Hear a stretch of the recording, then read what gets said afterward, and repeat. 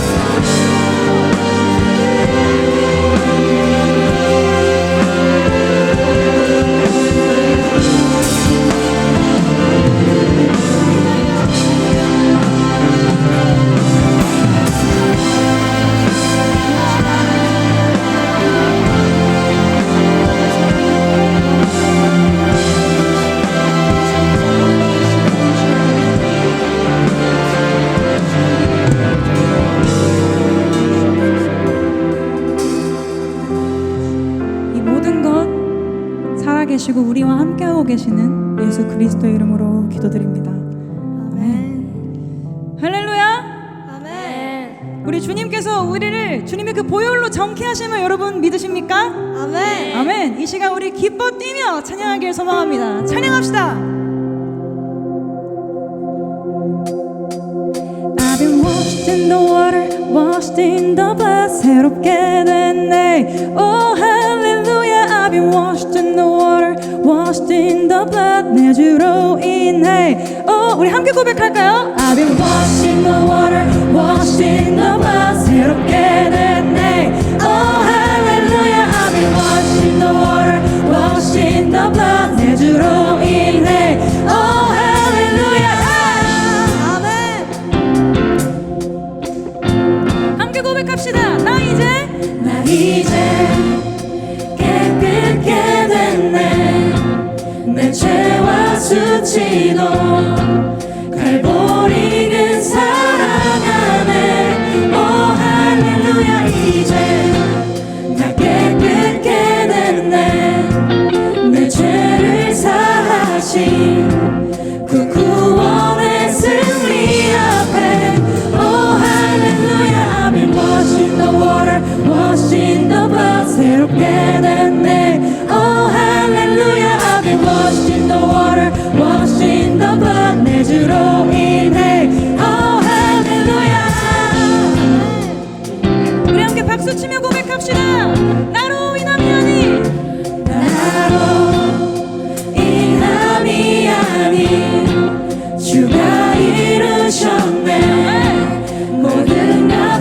치르셨네. 오 할렐루야. 주의 사랑은 끝없고 그의 잠이 놀라워.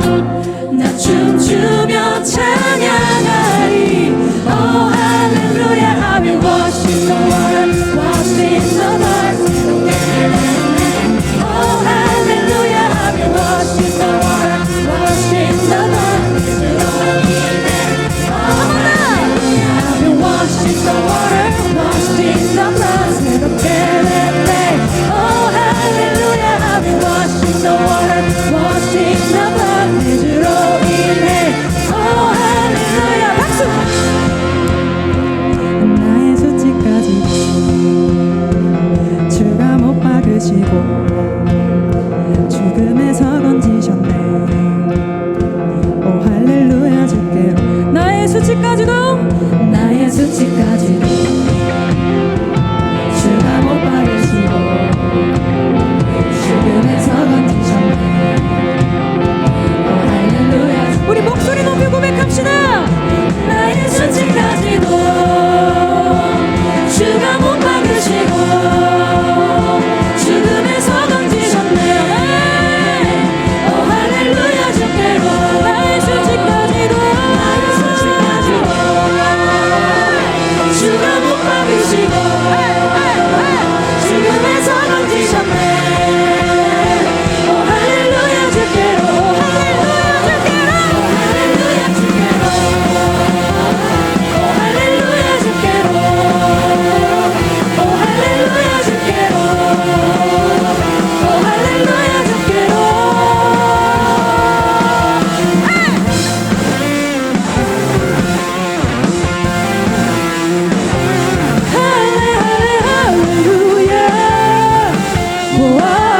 함께 고백합시다. 할렐루야. 할렐루야. 할렐루야.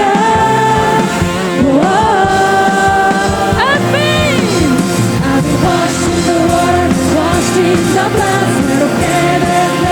Oh hallelujah. I've been washed in the water, washed in the blood. 내 주로 인해.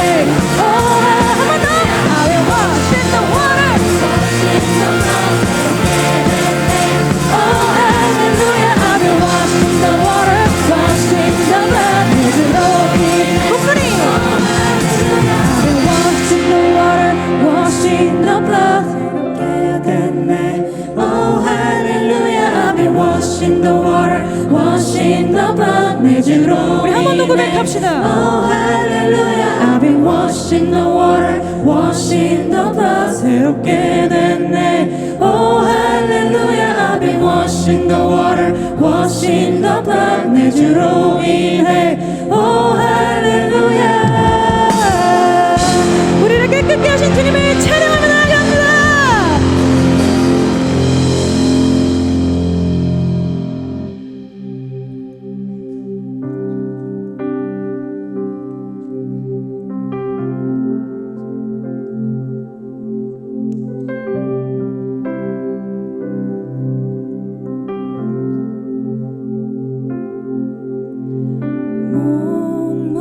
목마른 사슴 쉬네.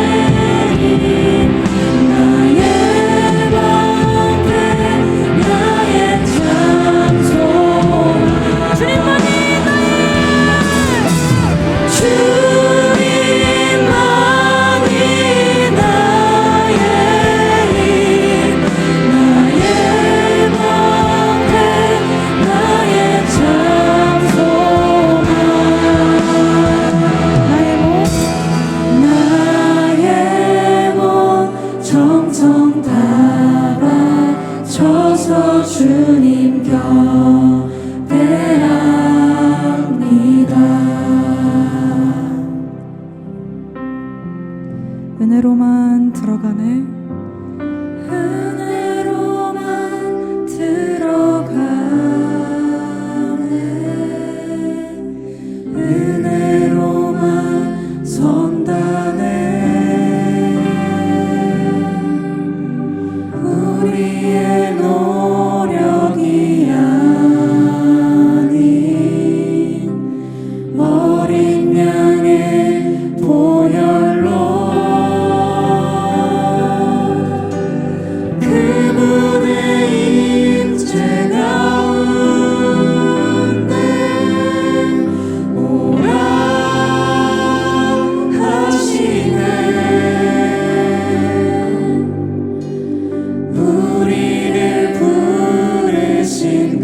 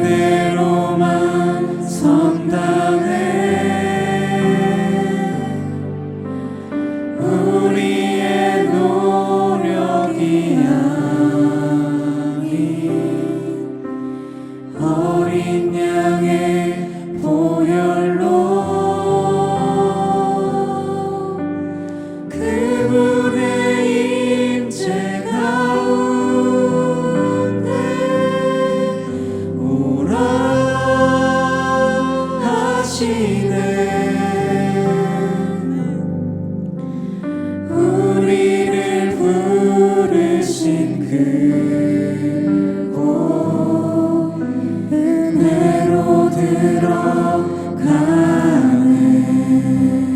주님의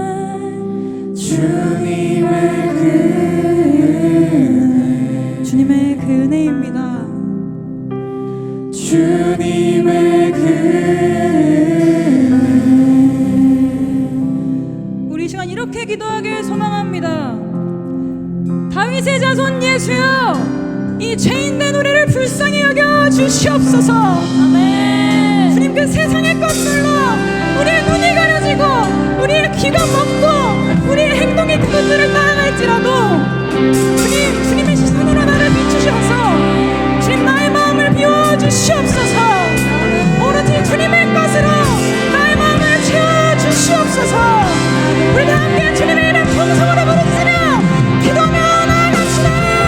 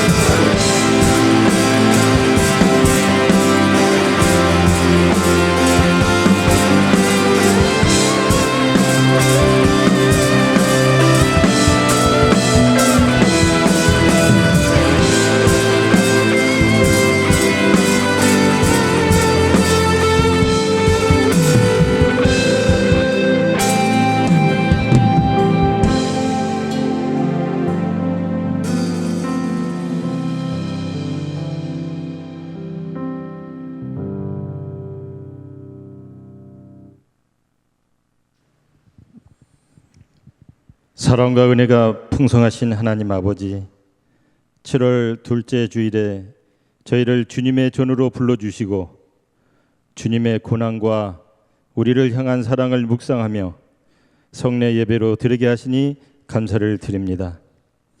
지난 일주일 동안 우리의 죄를 고백하고 회개하오니 주님 용서하여 주옵소서. 오늘부터 시작되는 노량진교회 청년 일부 여름 수련의 첫 시간을 하나님 앞에 올려드리게 하시니 또한 감사를 드립니다. 각자의 삶의 자리에서 우리를 붙드시고 이 여름, 이 시간, 이 자리로 불러 모아주신 주님의 은혜를 찬양합니다. 하나님 아버지, 이번 수련의 주제가 비움인 것처럼 우리 안에 주님보다 앞서 있었던 많은 것들을 이 시간 내려놓기를 원합니다.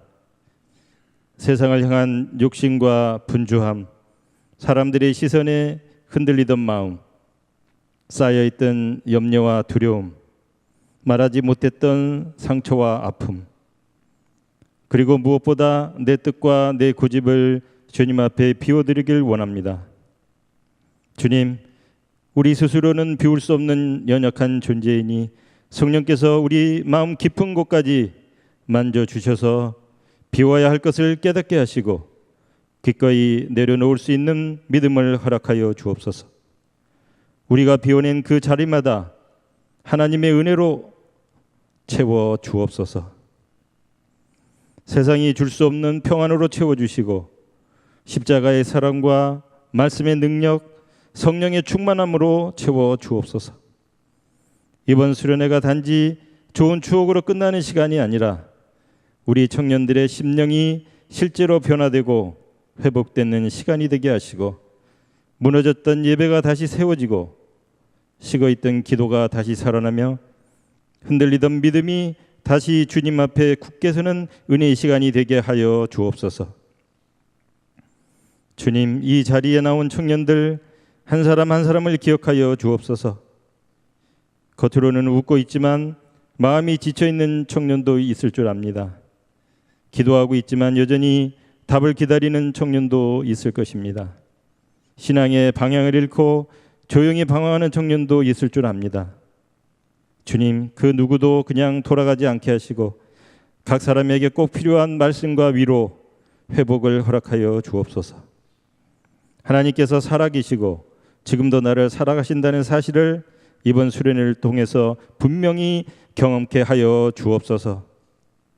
말씀을 전해주실 최선성 목사님을 성령으로 충만케 붙들어 주셔서 선포되는 말씀마다 하나님의 음성으로 들리게 하시고 듣는 우리 마음은 옥토와 같이 열어주셔서 한 말씀도 흘려보내지 않고 믿음으로 받게 하여 주옵소서.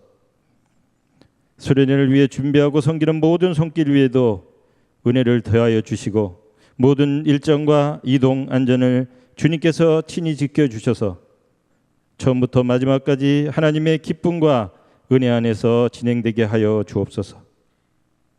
수련회 이후에도 주님으로 채워져 믿음으로 살아가는 노량진교회 청년 일부 되게 하여 주옵소서. 우리를 사랑하시는 예수 그리스도의 이름으로 기도드립니다. 아멘.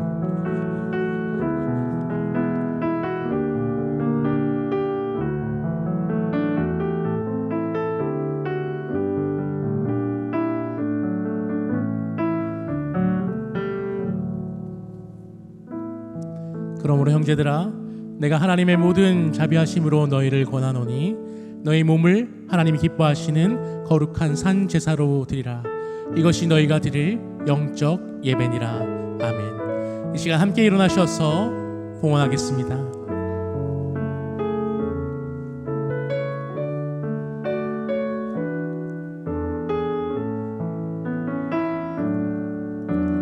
그 금은 없습니다. 눈물로 뿌린 씨앗들 세상을 뒤덮지 않아도 여전히 충분합니다.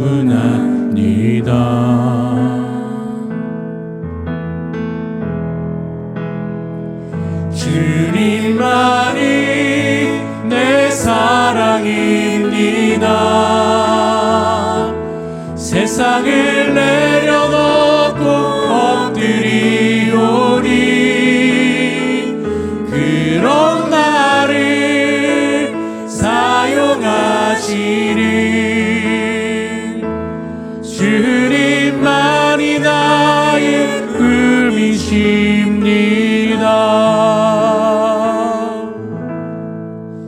사랑과 은혜가 풍성하신 하나님 아버지, 오늘도 주의 제에 나올 때에 빈손으로 나오지 아니하고 우리 청년들이 하나님께 올려드릴 귀한 예물 가지고 나왔습니다.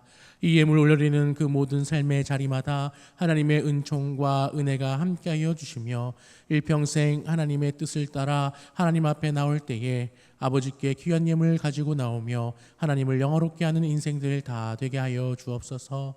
주님, 특별히 오늘 봉헌년으로 선 주님의 아들이 있습니다. 주님의 아들의 발걸음을 주님께서 지금까지 인도하여 주셨사오니 앞으로도 영원 무궁토록 그 발걸음이 하나님의 성전을 향하게 하여 주시고 그 발걸음에 또한 아름다운 그 발걸음들을 더하여 주셔서 혼자 나오는 발걸음이 아니라 가족들과 함께 또 사랑하는 사람과 함께 또 가정을 이룩하며 하나님께서 주시는 그 모든 발걸음들을 하나님의 전으로 이끄는 아름다운 청년 될 수 있도록 주여 역사하여 주옵소서.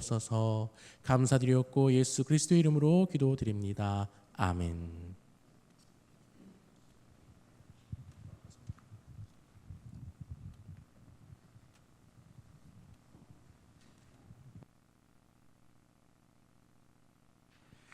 네, 예배자에 나오신 여러분을 환영하고 축복합니다.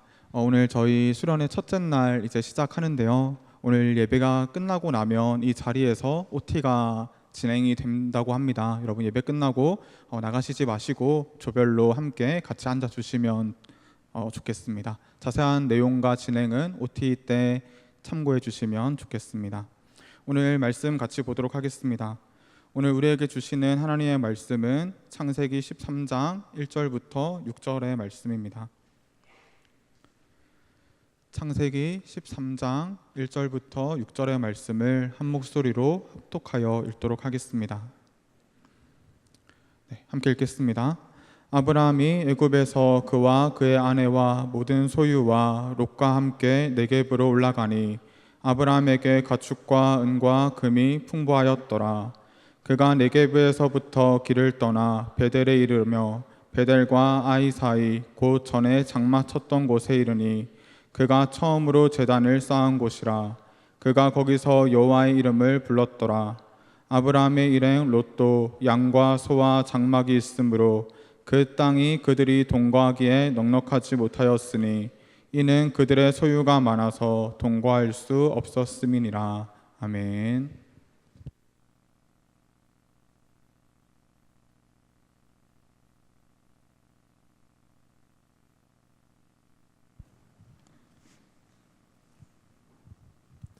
할렐루야. 여러분, 제가 고백할 게 하나 있습니다. 요즘 너무 행복합니다. 제가 노량진 교회로 오고 나서 전에 있던 교회보다 훨씬 행복감을 느껴요. 진짜. 왜냐하면 아침에 눈을 뜨는 것도 다르고 출근길도 다르고 또 여러분 얼굴 보는 것도 좋고 이게 환경이 바뀌니까 사람이 참 이렇게 리프레시가 되는데 저는 그래서 환경이 되게 중요하다는 사실을 알고 있어요. 여러분도 그렇잖아요, 그렇죠? 집에서는 죽어도 공부가 안 되는데 그 독서실을 가면 좀 되기도 하고 또 회사도 그렇죠. 이 팀장 밑에서는 도저히 못 버티겠다 싶어서 다른 이렇게 회사를 알아보기도 하고 그렇습니다. 맞아요. 환경을 바꿀 수 있으면 바꾸는 것도 나쁘진 않습니다.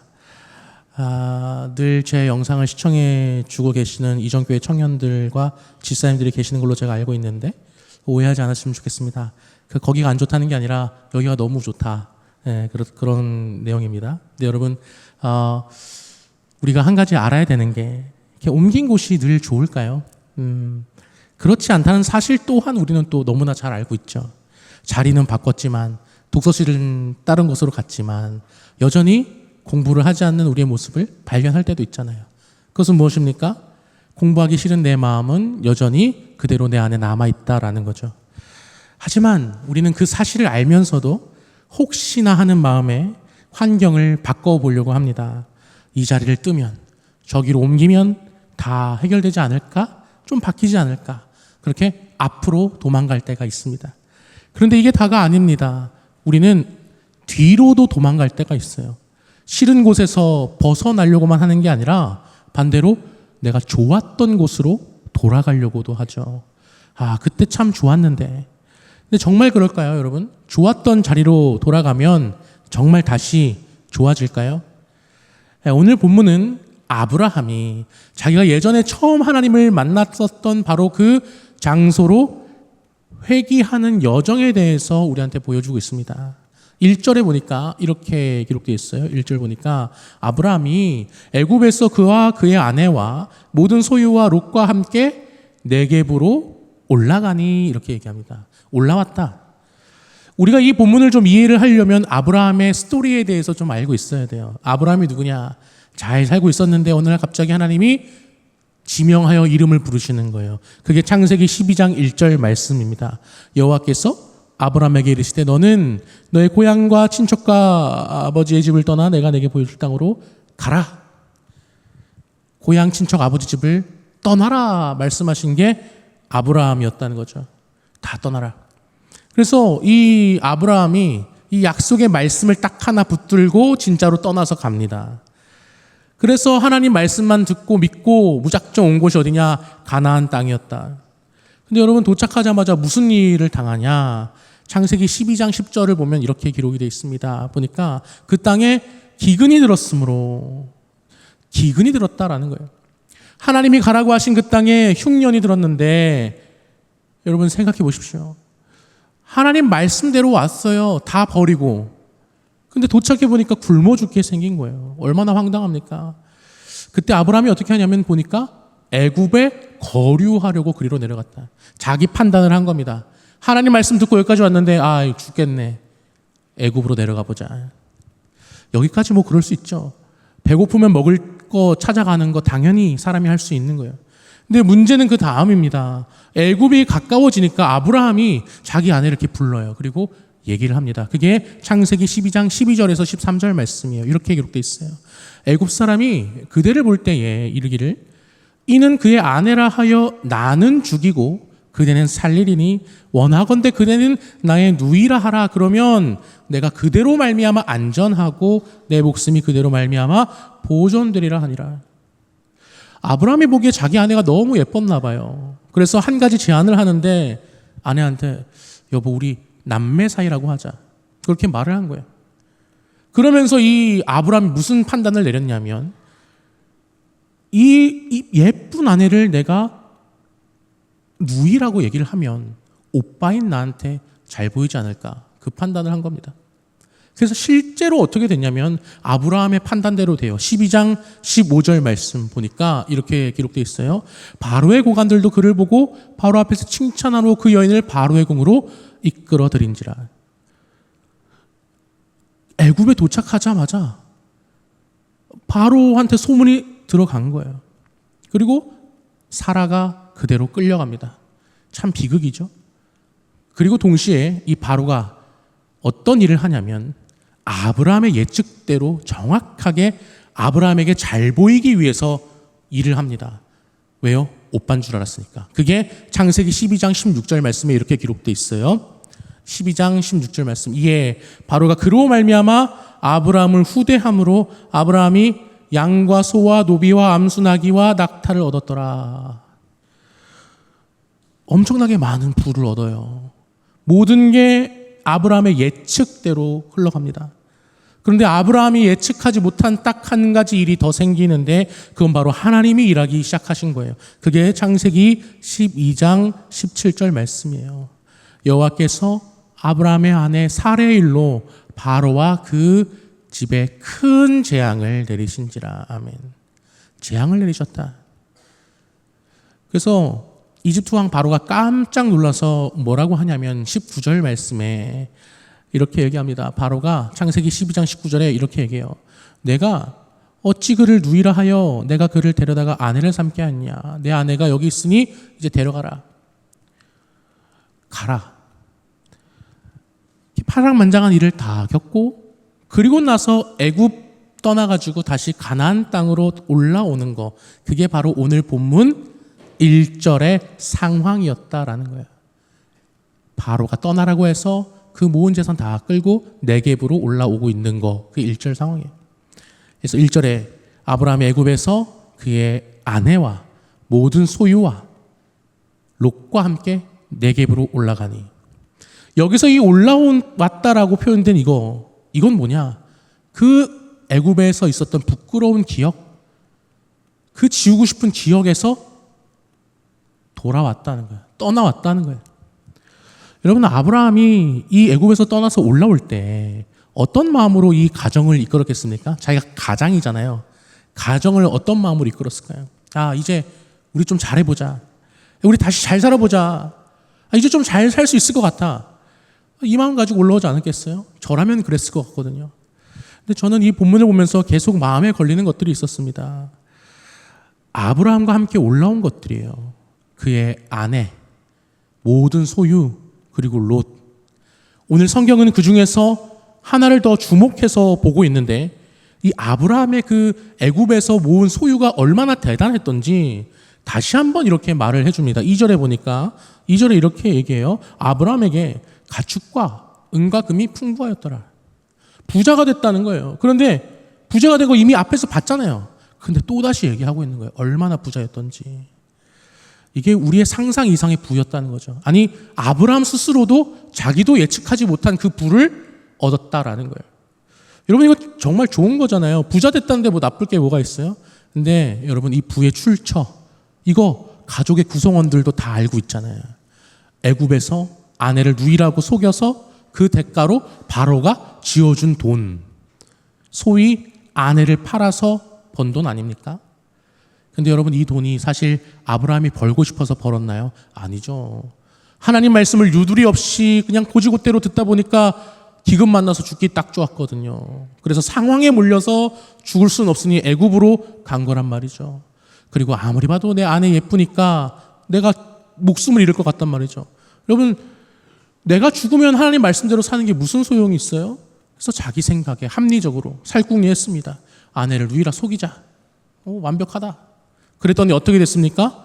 통했어요. 안 죽었어요. 오히려 결과가 더 좋아요. 부자가 됐어요. 여러분, 이 순간 아브라함의 속에서, 내면에서 어떤 말이 올라왔겠어요? 거봐, 내 판단 맞았지. 정직하게 아내라고 했으면 나 죽었다니까. 야, 큰일 날 뻔했다. 근데 저는 성경을 읽다가 놀라웠던 부분이 뭐냐면, 자기 생각대로 옳은 대로 살면 뭔가 안 풀리거나 뭔가 좀 망할 법도 한데, 그리고 또 하나님이 책망할 법도 한데, 오늘 성경은 하나님이 오히려 아브라함을 도와주고 계시더라는 거예요. 창세기 12장 17절 아까 봤는데 하나님이 뭐라 그러냐면, 바로와 그 집에 큰 재앙을 내렸다, 이렇게 기록되어 있잖아요. 하나님께서 직접 개입하셔서 왕궁에 끌려간 사라를 도로 찾아오셨어요. 여러분, 이 큰 기적을 경험한 아브라함은 어떤 마음이 들었을까요? 저였으면 하나님 감사합니다. 역시 저를 지켜주시네요. 은혜의 하나님, 아멘, 아멘. 이러고 있었을 것 같아요. 여러분, 지금 얼마나 아름다운 그림이에요? 손해본 것도 회복했어요. 부자도 됐어요. 은혜라고 찬양도 하고 감사도 해요. 하나도 뭐 부족할 게 없잖아요. 근데 이 모습이, 이 아브라함의 이 모습이 제가 제 인생에서 바라는 하나님의 모습이더라고요. 내 실패는 다 복구해 주시고, 내가 하는 방법은 다 통하게 해주시고, 그래서 결국 나 잘되게 해주시고, 그러면 나는 하나님이 주신 그 은혜에 감사드리고, 이런 하나님 얼마나 좋습니까? 그런데 오늘 성경은 아브라함에 대해서 평가를 하면서 이렇게 얘기를 합니다. 2절 말씀, 아브라함에게 가축과 은과 금이 풍부하였더라. 이 결과예요. 다 가진 것 같았어요. 그런데 여러분, 여기 본문에서 빠진 거 하나가 보이세요? 가장 중요한 분의 이름이 없어요. 여호와 하나님의 이름이 없어요. 그 결과에. 원래 복을 받았을 때 성경이 보통 어떻게 기록을 하냐? 여호와 하나님이 그에게 복을 주심으로, 이렇게 기록돼야 돼요. 근데 오늘 본문을 보면 하나님이 없습니다. 왜요? 하나님의 뜻 가운데 이루어진 일이 아닌 것 같기 때문인 것 같아요. 여러분, 생각해 보십시오. 이 사람 부자 된 게 올바른 방법으로 된 거 아니잖아요. 아내 마음 아프게 하면서 자기 합리화로 이룬 결과예요. 그런데 그 결과가 지금 너무 좋으니까 아브라함을 보면 아브라함이 지금 어떤 상태인 것 같냐면 아내한테 미안하다고 사과 한 번도 안 했어요. 이 재물에 대해서 거리낌이 없어요. 지금 뭐 하고 가고 있어요? 아브라함이 3절에 보니까 이렇게 기록되어 있어요. 아브라함의 마음 상태를 보여주는데 3절 오늘 본문 말씀, 그가 네게부에서부터 길을 떠나 베델에 이르며 베델과 아이 사이 곧 전에 장막 쳤던 곳에 이르니, 그러면서 또 이동을 하는데 예전 곳으로 가고 있어요. 그러면서 4절에 이렇게 기록되어 있어요. 4절 보니까 그가 처음으로 제단을 쌓은 곳이라 그가 거기서 여호와의 이름을 불렀더라. 아멘. 예배드리러 가고 있는 거예요. 처음으로 제단 쌓은 곳으로. 왜 예배드리러 갔을까요? 감사해서? 은혜에 감격해서? 그런 마음도 분명히 있었을 겁니다. 그런데 저는 제가 아브라함이면 약간 좀 찝찝함도 있었을 것 같아요. 여러분, 아브라함의 아내 사라가 이 일 겪고 나서 남편을 볼 때 어떤 눈초리로 봤을까요? 여러분, 아브라함이 아내 눈치 보지 않았을까요? 저는 당근만 해도 아내 눈치를 보는데 아브라함이 아내 눈치를 안 봤을까? 여러분, 또 조카 롯 아들처럼 여기는, 나를 아빠처럼 따르면서 나를 존경하는 그 아이는 나를 과연 어떻게 볼까? 그런 생각을 아브라함이 하지 않았을까? 제가 아브라함이었으면 이 예배 드리러 가면서 뭔가 확인을 받고 싶었을 것 같아요. 하나님, 저 괜찮은 거 맞죠? 하나님, 저 여기서 예배 드리니까 지금 다시 하나님 말씀 잘 순종해서 다시 잘 살면 되죠? 이제 여기 기근 다 지나갔으니까 이제 내가 재산이 좀 많으니까 이제 먹고 살만 하니까 하나님 말씀하시면 제가 여기서 이제 안 떠나고 잘 살 자신 있습니다. 하나님, 제 예배 받아주십시오. 저라면 이런 생각하면서 예배 드렸을 것 같거든요. 근데 여러분, 놀라운 건 뭐냐면 우리도 이럴 때가 꽤나 많다는 거예요. 꽤 많아요. 내가 이룩한 일들의 결과가 그것들이 내 눈에 보기 좋으면 하나님의 은혜라고 우리 입으로 고백하거든요. 그리고 확인받으러 교회 올 때 있어요. 하나님, 이거 은혜 맞죠? 저 괜찮게 산 거 맞죠? 하나님, 예배 받아주세요. 아브라함의 모습이나 우리의 모습이나 가끔은 별반 다를 때가 없을 때도 있다라는 거예요. 그런데 여러분, 이 아브라함이 예배 드리러 올라간 장소를 보면 굉장히 재미있는 단서를 유추할 수 있습니다. 이 베델이라는 곳이 어디냐? 아까 4절에 보니까 처음으로 제단 쌓은 곳이라 그랬잖아요.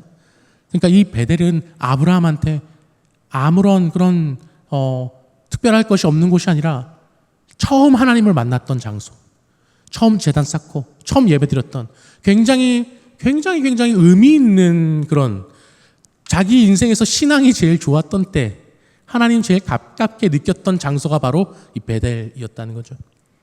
여러분, 아브라함의 상황을 한번 상상해 보십시오. 성경에는 기록되어 있지 않지만 저는 자꾸 아브라함 모습이 이렇게 해석이 됐어요. 이 사람이 지금 애굽에서 사고치고 올라왔잖아요. 마음 편치 않잖아요. 뭔가 어긋난 것 같고 다시 정리하고 싶잖아요. 그래서 어디로 가냐? 처음 그때 제일 좋았던 그 자리로 돌아가는 것 같았어요. 제 추측입니다마는 그때로 돌아가면 그때처럼 다시 좋아질 수 있을 것 같아서 저였으면 그런 마음으로 찾아갔을 것 같아요. 여러분, 우리도 그렇지 않습니까? 신앙이 식은 것 같으면 우리 어디 가요? 처음 뜨거웠던 수련회 그런 장소 찾아가요. 뭐 여러 집회도 찾아가고, 뭔가 어긋난 것 같으면 좋았던 그 시절로 이렇게 회귀를 하려고 하죠. 그때 그 자리로 가면 그때 그 마음이 될 것 같으니까. 근데 여러분, 정말 그렇습니까? 오늘 아브라함이 예전 그 처음 하나님을 불렀던 그 자리로 가니까 모든 것이 회복되고 모든 게 다 좋아졌을까요? 놀랍게도 오늘 성경은 아브라함이 드린 예배에 대한 하나님의 응답을 뭐라고 기록하냐? Nothing. 침묵. 없어요. 아무것도 기록하지 않아요. 여러분, 여기에 중요한 게 있습니다. 제가 이번에 수련회를 준비를 하면서 그동안 이 본문 은혜롭게 여겼거든요. 엄청. 근데 새로 보이기 시작하는 거예요. 그동안은 애굽에서 온갖 고난을 겪고 하나님 앞에 와서 다시 예배를 드린 그런 은혜로운 본문으로 읽혔는데, 이번에 수련회를 준비하면서 말씀을 보는데 완전히 다른 측면으로 보이더라고요. 아, 이거 문제가 좀 있구나. 예배는 드렸는데 왜 여기 하나님이 없지?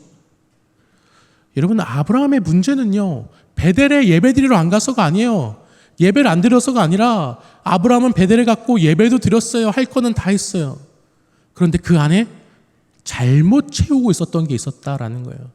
애굽에서 거짓말로 채운 그 재산, 하나님의 이름 없이 얻은 그걸 손에 꽉 찐 채로 옛날 그 제단 앞에 섰다라는 겁니다.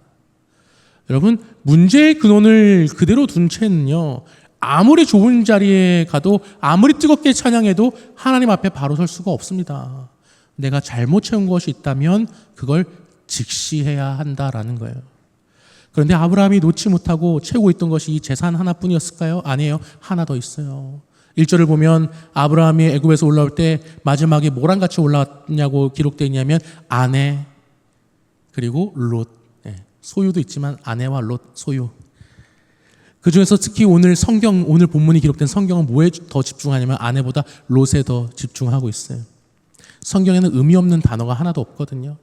근데 굳이 조카 롯을 아내, 소유, 롯까지 이렇게 같이 묶어서 기록하고 있다는 거죠. 이 롯에 대해서는 사실 하나님이 아주 처음부터 대놓고 아브라함한테 명령하신 게 있어요. 창세기 12장 1절 말씀에 아까 하나님이 뭐라고 말씀하셨냐면 너의 고향과 친척과 아버지의 집을 떠나라 그랬어. 친척을 떠나라 그랬잖아요. 롯이 누굽니까? 아브라함의 조카예요. 친척이에요. 떠나야 할 대상이에요. 그런데 아브라함은 떠날 수 없었어요. 오히려 애굽까지 데리고 갔다가 지금 다시 데리고 올라와요. 헤어지지 못합니다. 왜 그랬을까요? 아브라함이 그때까지 자식이 없었거든요. 그런데 이 롯이 누구냐면 자기 형제가 일찍 죽었는데 그 형제의 아들입니다. 자식 없는 삼촌이 아버지 잃은 조카를 품에 거둔 거예요. 아들처럼 생각하지 않았겠습니까? 그러니까 하나님이 아무리 친척을 떠나라고 하셔도 이 롯만은 못 놓는 거죠. 제일 사랑하니까. 여러분, 우리가 제일 놓지 못하는 게 무엇일 것 같습니까? 나쁜 것들? 내 안에는 악한 것들? 아니죠. 내가 좋아하는 것들을 우리는 못 놔요. 어떤 사람한테는 그게 사람이죠. 사랑. 이 사람을 사랑해서 이 사람 아니면 안 될 것 같아요. 그 사람 하나님이 아무리 이거 아니야 라고 해도 안 됩니다 하면서 울면서 붙들고 있죠. 또 어떤 사람한테는 그게 미래입니다. 내가 그려놓은 그 그림. 나는 꼭 이렇게 해야 돼요. 이 길로 가야 돼요 하나님. 다른 길을 하나님 열어줘도 갈 수 없어요.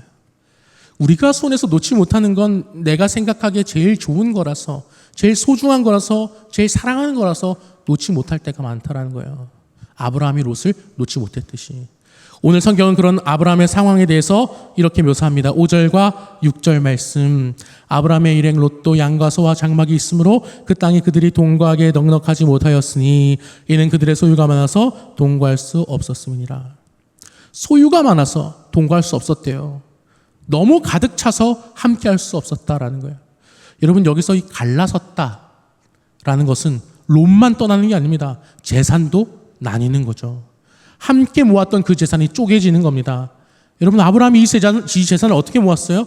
애굽에서 아내까지 팔아가면서 목숨 걸고 움켜쥔 거잖아요. 그렇게 힘들게 채운 게 지금 갈라지고 있어요. 내 손으로 진 게 반으로 나눠진 거죠. 근데 그게 다가 아니에요. 재산이 갈라지면서 그 갈라지는 것 때문에 제일 못났던 롯까지 손에서 떠나게 됩니다. 재산을 잃고 사람도 잃고. 여러분, 아브라함의 마음이 어떻겠습니까? 내가 그렇게 고생해서 움켜쥔 거 이게 날아간다고? 제일 아끼는 조카인 롯까지 날아간다고? 나 방금 하나님 앞에 와서 예배 드렸잖아. 베델 와서 제단 쌓고 여호와 이름까지 불렀는데, 그런데 왜? 이거 이러면 안 되는 거 아닌가? 여러분, 우리도 똑같을 때 있지 않습니까? 나 교회 다니는데, 나 예배 드리는데, 나 헌금도 하고 11조도 하고 새벽 예배도 나오는데 왜 나한테 이런 일이 생기냐? 이러면 안 되는 거 아닌가?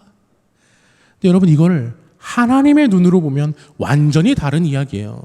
우리는 다 잃고 있다고 생각해요. 그런데 하나님이 지금 뭘 하고 계신 거냐면 비우고 계신다라는 거죠. 아브라함이 잘못 채운 그 재산, 하나님이 놓으라고 했는 그 친척 롯, 아브라함이 손에 꽉 쥐고 있던 것들, 하나님이 지금 하나씩 비우고 계신다라는 겁니다. 여러분, 아브라함 눈에는 잃은 걸로 보일지 몰라요. 근데 하나님 눈에는 잘못 채운 것을 비워내시는 과정이었다는 거죠. 그리고 이게 은혜였어요. 아브라함이 예배 드렸는데 왜 이런 일 생겼냐라고 물을 수 있잖아요. 근데 사실은요, 아브라함이 그 예배의 자리에 섰기 때문에 하나님이 비우기 시작한 거예요. 우리도 마찬가지입니다. 예배 드렸는데 왜 힘드냐라고 해요. 그런데 어쩌면 이 예배의 자리에 섰기 때문에 하나님이 우리가 잘못 채운 것을 비우기 시작하시는 그 시작점이 될 수 있다는 거죠. 여러분, 우리는 하나님 앞에 나오면 다 채워질 거라고 생각합니다. 더 받을 거라고. 근데 하나님 앞에 서면 먼저 비워지더라고요. 잘못 채운 게 드러나고 못 놓던 게 떼어지고 손에 꽉 쥐었던 게 하나씩 빠져나가요. 그게 아플 수 있어요. 잃는 것처럼 느낄 수 있어요. 근데 그게 하나님이 나를 버리셔서가 아니에요. 오히려 나를 바로 세우시고 잘못 채운 거를 비우시는 겁니다. 오늘 성경은 놀라운 사실을 하나 말해주는데, 아들과 같았던 롯과 헤어진 이후에, 다시 말해서 롯이 떠남으로써 창세기 12장에 아브라함에게 명령하신 그 본토 친척 고향 아버지의 집을 떠나라고 하신 그 말씀이 이루어진 바로 그 후에 하나님이 아브라함한테 직접 나타나셔서 이렇게 말씀하세요. 창세기 13장 14절에서 16절. 롯이 아브라함을 떠난 후에 여호와께서 아브라함에게 이르시되 너는 눈을 들어 너 있는 곳에서 북쪽과 남쪽 그리고 동쪽과 서쪽을 바라보라. 보이는 땅을 내가 너와 내 자손에게 주리니 영원히 이르리라. 내가 내 자손의 땅이 티끌 같게 하리니 사람의 땅이 티끌 늘긴 셀 수 있으신데 내 자손도 세리라. 아멘. 이게 무슨 말입니까? 땅을 주신다. 잘못 움켜진 그 재산 대신에 하나님이 주시는 재산을 주신다는 거예요. 또 자손이 땅에 티끌같이 많아지게 하리라. 내가 놓지 못했던 롯이 아니라 하나님 주시는 새로운 씨가 있을 거다. 비우니까 하나님께서는 하나님의 방법으로 채워주고 계신다라는 거예요. 여러분, 저는 오늘 시작되는 이 수련회가요, 내가 잘못 채운 것들, 하나님의 이름 없이 손에 쥔 것들, 제일 사랑해서 놓지 못하는 것들, 그게 하나님 앞에서 비워지는 시간이 되면 좋겠습니다. 그리고 그렇게 할 때 하나님께서는 우리에게 하나님의 은혜로 채워주실 것입니다. 여러분, 이 시작이 너무나 저는 은혜로웠어요. 수련회 당일에 성찬식으로 시작할 수 있다니 어쩜 이리 주님의 은혜가 큰지 모르겠어요. 내 안에 있는 더러운 것들이 아니라 예수 그리스도의 몸과 피로 채우는 이 성찬의 시간, 이미 하나님은 우리를 비우고 계시고 채우기 시작하신 줄 믿습니다. 이 시간 함께 성찬에 참여하실 때 예수의 몸과 피로 우리를 가득 채우는 첫 걸음의 시간 되기를 간절히 소망합니다. 이제 우리 모두 함께 주님을 기념하는 성찬에 참여하겠습니다. 먼저 성찬 제정의 말씀을 제가 읽겠습니다. 고린도전서 11장 23절에서 26절 말씀. 내가 너희에게 전한 것은 주께 받은 것이니 곧 주 예수께서 잡히시던 밤에 떡을 가지사 축사하시고 떼어 이르시되 이것은 너희를 위하는 내 몸이니 이것을 행하여 나를 기념하라 하시고 식후에 또한 그와 같이 잔을 가지시고 이르시되 이 잔은 내 피로 세운 새 언약이니 이것을 행하여 마실 때마다 나를 기념하라 하셨으니 너희가 이 떡을 먹으며 이 잔을 마실 때마다 주의 죽으심을 그가 오실 때까지 전하는 것이니라. 아멘.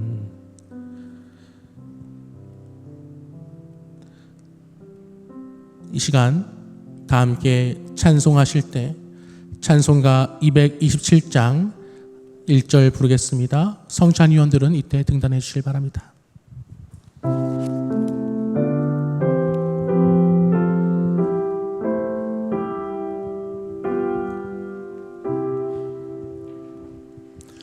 주 앞에 성찬 받기 위하여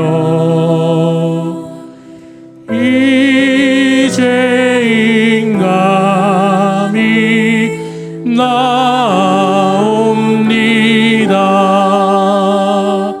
주 공로 믿고 떨며 나오니 내 죄를 용서하여 주소서.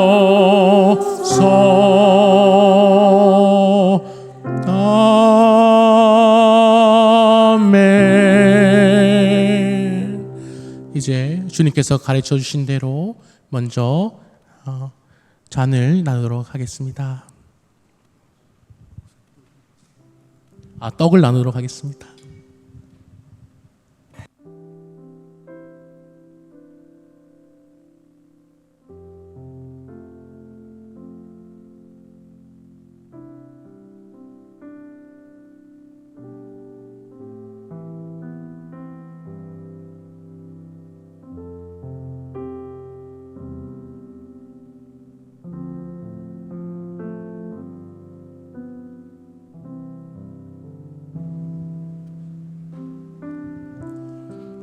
주님께서 잡히시던 날 밤에 말씀하셨습니다. 이것은 너희를 위하여 찢긴 나의 몸이다. 먹으라 말씀하셨습니다. 이 말씀 믿고 주님의 몸에 참여하는 우리들 되길 소망합니다.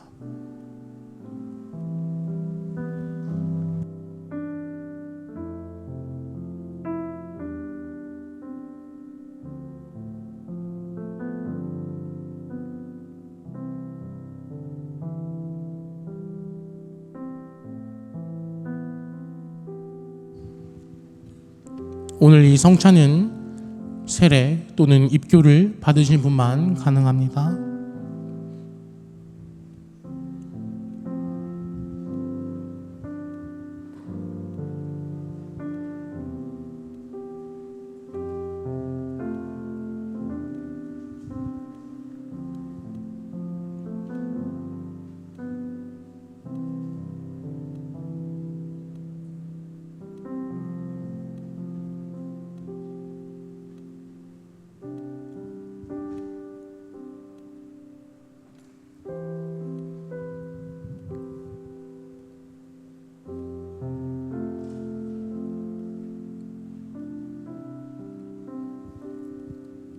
받지 못하신 분은 손을 들어서 표해 주시면 좋겠습니다.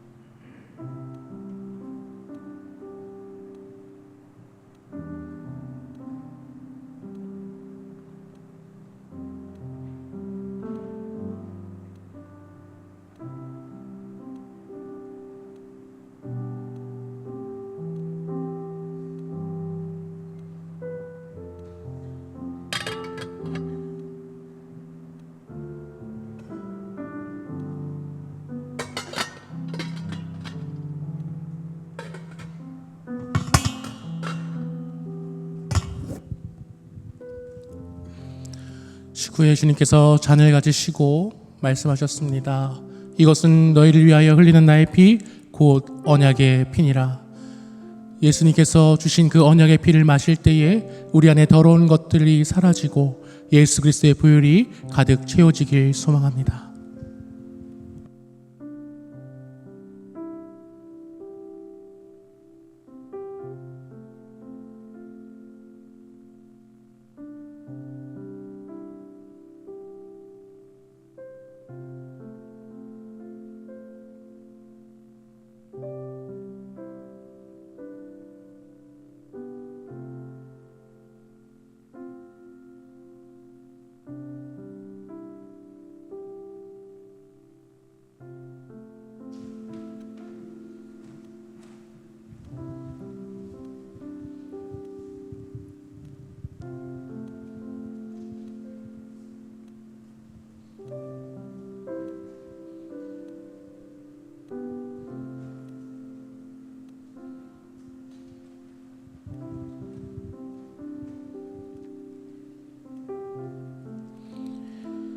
예수께서 이르시되 내가 진실로 진실로 너희에게 이르노니 인자의 살을 먹지 아니하고 인자의 피를 마시지 아니하면 너희 속에 생명이 없느니라.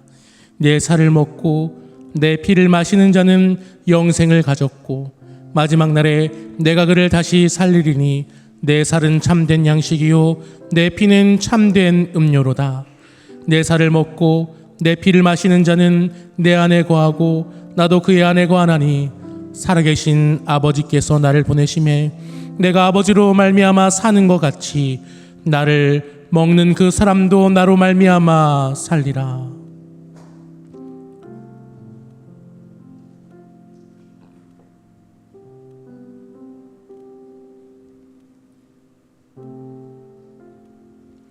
혹시 잔을 받지 못하신 분은 손을 들어 표해 주시면 감사하겠습니다.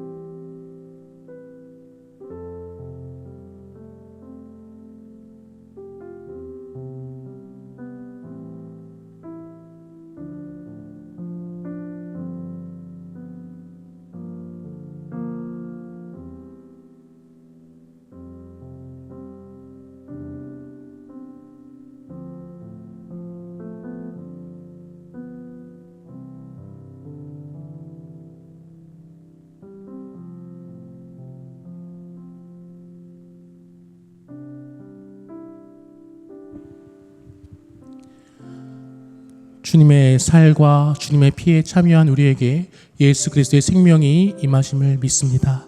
이 시간 다 함께 찬송가 227장 1절 함께 찬양하겠습니다.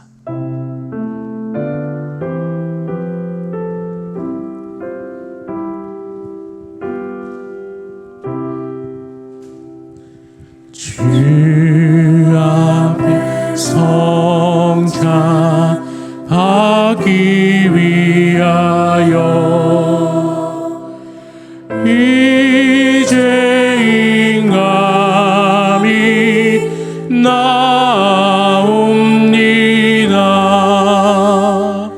지공로 믿고 떨며 나오니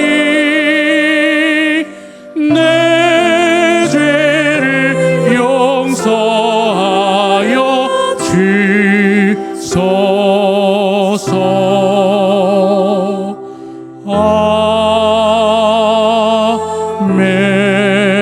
아멘. 기도하겠습니다. 사랑과 은혜가 풍성하신 아버지 하나님 감사합니다.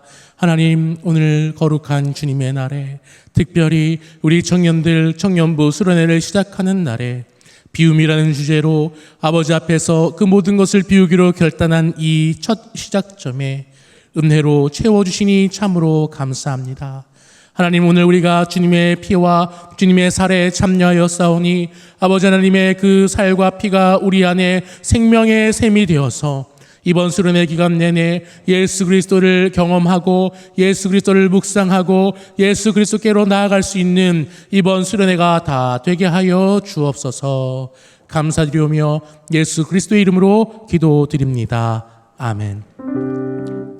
이제는 우리 주 예수 그리스도의 은혜와 하나님 아버지 극진하신 사랑과 성령님의 교통하심이 주님 전에 나와 예배드리는 청년들과 교우들의 머리 위에 이제로부터 영원토록 함께 하시기를 간절히 축원하옵나이다. 아멘.